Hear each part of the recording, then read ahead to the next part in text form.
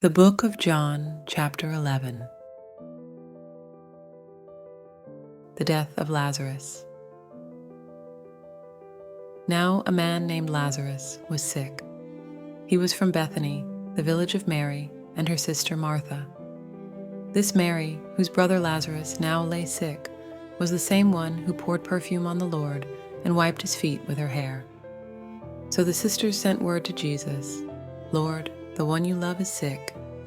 When he heard this, Jesus said, "This sickness will not end in death. No, it is for God's glory, so that God's Son may be glorified through it." Now Jesus loved Martha and her sister and Lazarus. So when he heard that Lazarus was sick, he stayed where he was 2 more days, and then he said to his disciples, "Let us go back to Judea." "But Rabbi," they said, "a short while ago the Jews there tried to stone you, and yet you are going back." Jesus answered, "Are there not 12 hours of daylight? Anyone who walks in the daytime will not stumble, for they see by this world's light. It is when a person walks at night that they stumble, for they have no light." After he had said this, he went on to tell them, "Our friend Lazarus has fallen asleep, but I am going there to wake him up." His disciples replied, "Lord, if he sleeps, he will get better." Jesus had been speaking of his death, but his disciples thought he meant natural sleep.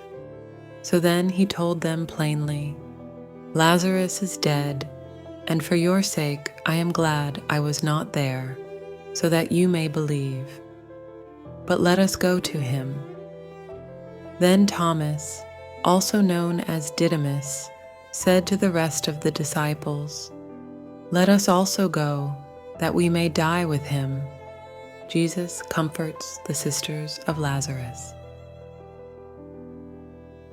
On his arrival, Jesus found that Lazarus had already been in the tomb for 4 days. Now Bethany was less than 2 miles from Jerusalem, and many Jews had come to Martha and Mary to comfort them in the loss of their brother. When Martha heard that Jesus was coming, she went out to meet him, but Mary stayed at home. "Lord," Martha said to Jesus, "if you had been here, my brother would not have died. But I know that even now God will give you whatever you ask." Jesus said to her, "Your brother will rise again." Martha answered, "I know he will rise again in the resurrection at the last day." Jesus said to her, "I am the resurrection and the life. The one who believes in me will live, even though they die, and whoever lives by believing in me will never die." "Do you believe this?" "Yes, Lord," she replied. "I believe that you are the Messiah, the Son of God, who is to come into the world."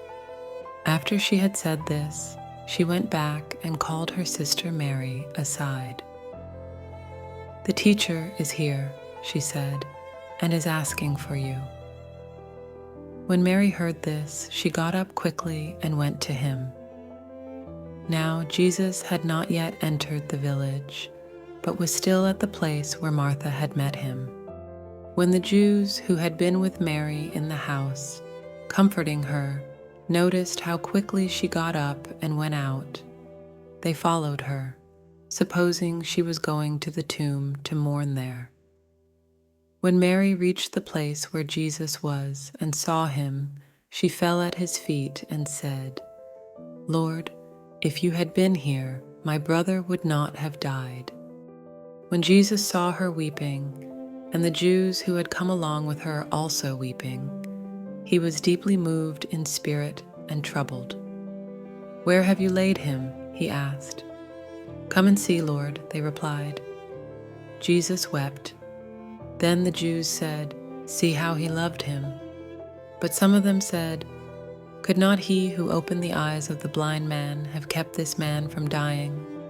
Jesus raises Lazarus from the dead.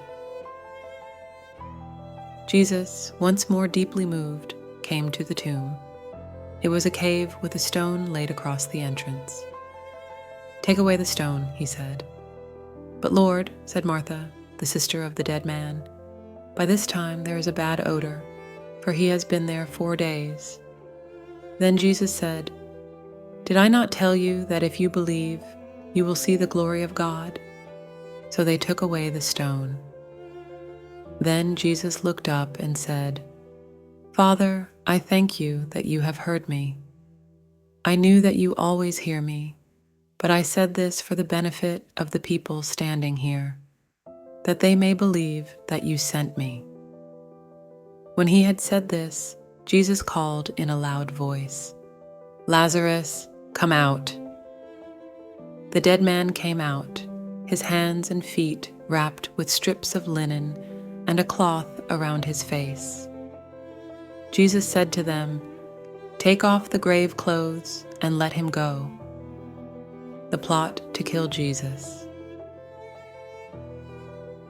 Therefore, many of the Jews who had come to visit Mary and had seen what Jesus did believed in him.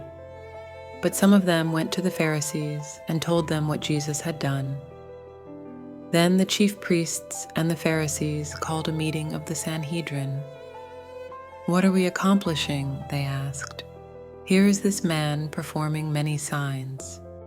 If we let him go on like this, everyone will believe in him, and then the Romans will come and take away both our temple and our nation." Then one of them, named Caiaphas, who was high priest that year, spoke up, "You know nothing at all. You do not realize that it is better for you that one man die for the people than that the whole nation perish." He did not say this on his own, but as high priest that year, he prophesied that Jesus would die for the Jewish nation, and not only for that nation, but also for the scattered children of God, to bring them together and make them one. So from that day on, they plotted to take his life. Therefore, Jesus no longer moved about publicly among the people of Judea. Instead, he withdrew to a region near the wilderness, to a village called Ephraim, where he stayed with his disciples. When it was almost time for the Jewish Passover, many went up from the country to Jerusalem for their ceremonial cleansing before the Passover. They kept looking for Jesus, and as they stood in the temple courts, they asked one another, "What do you think? Isn't he coming to the festival at all?" But the chief priests and the Pharisees had given orders that anyone who found out where Jesus was should report it so that they might arrest him.